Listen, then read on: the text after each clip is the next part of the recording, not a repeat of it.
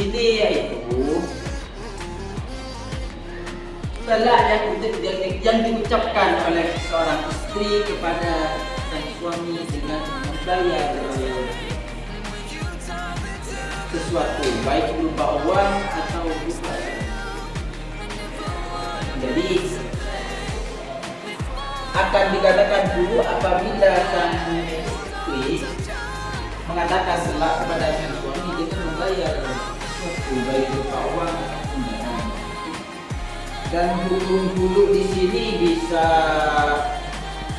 sunnah, bisa mubah dan bisa haram. Kapan bulu tersebut bisa sunnah? Apabila sang istri tersebut tidak merasakan kenyamanan terhadap suaminya, dan hukum bulu bisa berupa haram manakala sang istri tersebut tidak memberi alasan kenapa istri tersebut menelak mentelaknya itu haram, karena tidak lihat kenapa istri tersebut menelaknya itu haram. Dan dulu bisa berupa sunnah manakala sang suami melanggar, tidak melakukan perintah-perintah saya, dan tidak melakukan perintah Allah Subhanahu wa Ta'ala, tidak membayar zakat dan lain-lain. Selanjutnya akan dilanjutkan oleh saudari Nina Syafira. Terima kasih.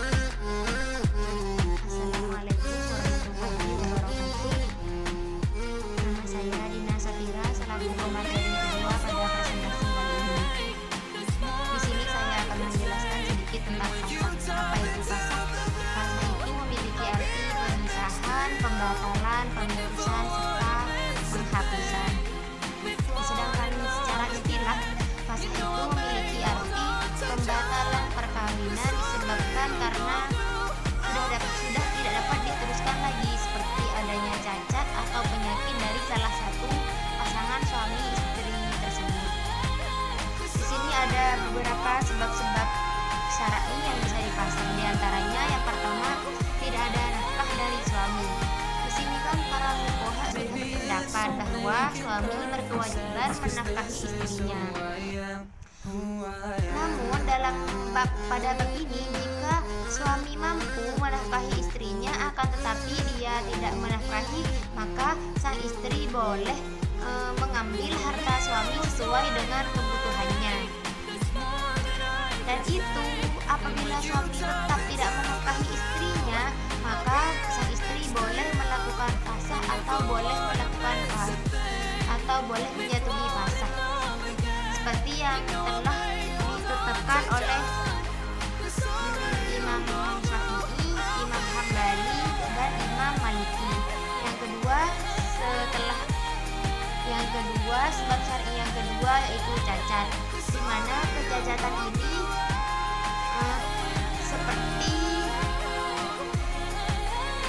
seperti kecacatan dalam alat kelamin jika melakukan hubungan suami istri. Contohnya, suami akan sakit apabila melakukan hubungan suami istri disebabkan karena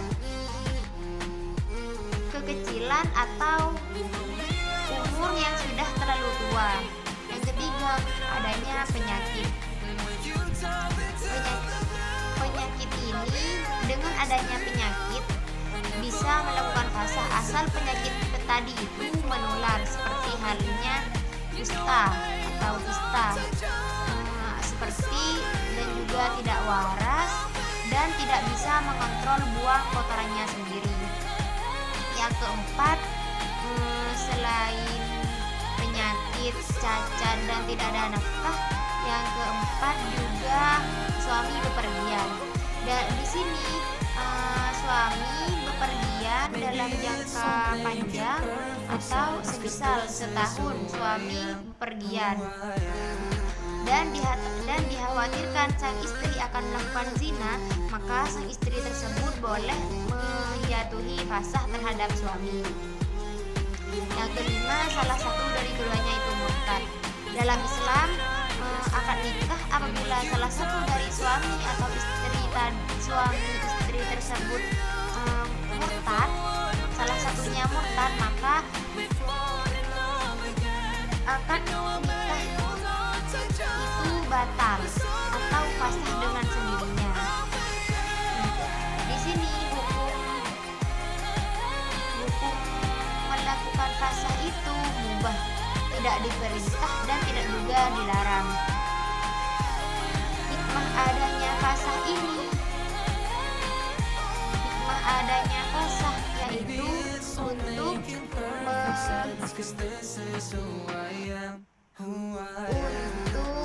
memberikan kemaslahatan kepada umat manusia.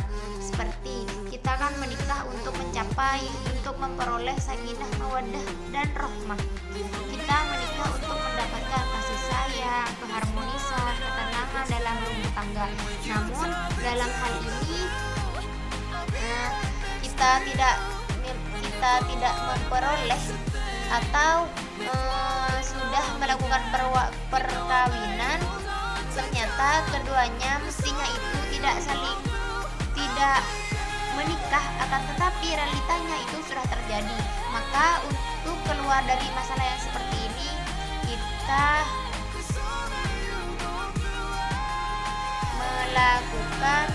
memutus ikatan perkawinan atau melakukan fasakh atau perceraian, seperti itu.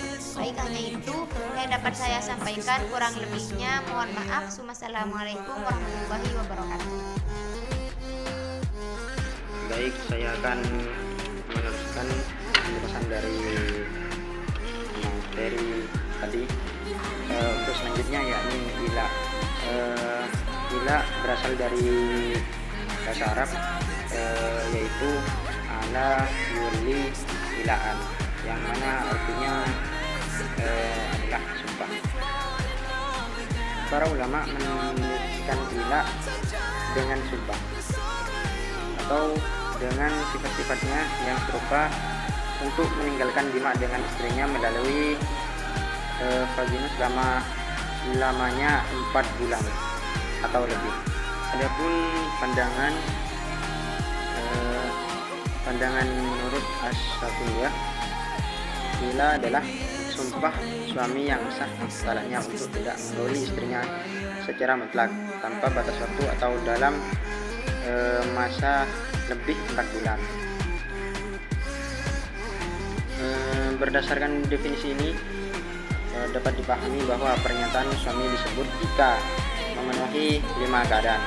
Yang pertama itu suami kemungkinan untuk melakukan hubungan badan. Sedangkan yang kedua, bersumpah atas nama Allah atau dengan menyebut salah satu sifat Allah. Yang ketiga, sumpahnya berisi menghindari hubungan badan di kemaluan, bukan di bibir. Tidak mau jima selama 4 bulan atau lebih. Dan yang terakhir, istri kemungkinan untuk diajak berhubungan badan. Jika kelima syarat ini terpenuhi, maka sumpahnya dinamakan ila. Dan hukumnya sesuai dengan ketentuan hukum yang berlaku di ila yang diatur dalam nasah yang sudah ada. Dan jika salah satu dari mereka mencabut sumpahnya, maka tidak ada lagi hukum ila. Hukum ila ini dalam makalah kami ada 2. Yang pertama yaitu ukhawi dan yang kedua dunyawi. Hukum ila ukhrawi yaitu adalah bahwa para suami yang telah mengira istrinya kemudian ia tidak kembali menggauli istrinya setelah habis masa menunggu, berarti ia telah melakukan perbuatan dosa. Apabila ia kembali mencampuri istrinya sebelum habis masa menunggu, berarti ia telah taubat dari dosanya. Karena itu Allah tidak akan menghukumnya. Bahkan Allah akan menerima taubatnya dan pengampunannya. Yang kedua, duniawi, hukum duniawi. Hukum duniawi adalah bahwa ia wajib mencerai istri setelah habis masa menunggu, yaitu setelah habis masa 4 bulan atau masa yang telah disebutkan surat gila. Sang suami wajib menceraikan istrinya setelah selesai masa menunggunya, dan setelah habis masa 4 bulan atau lebih, itu seorang suami boleh sholatnya yang sudah sesuai dengan siwat gila. Yang terakhir, hikmah gila. Hikmah diperlakukan masa 4 bulan dalam gila. Dalam masa 4 bulan, kemungkinan jiwa untuk mengembalikan diri dari menggauli istri, begitu juga sang istri, dia tidak mampu lagi untuk bertahan lebih dari masa itu dalam menggauli suami. Dalam masa gila itu ada kesempatan untuk menjaga kehormatan diri. Lebih dari itu, kemungkinan saja keduanya tidak lagi mampu menjaga kehormatan. Inilah hikmah yang tegas. Itu yang bisa kami sampaikan dari kami. Assalamualaikum warahmatullahi wabarakatuh.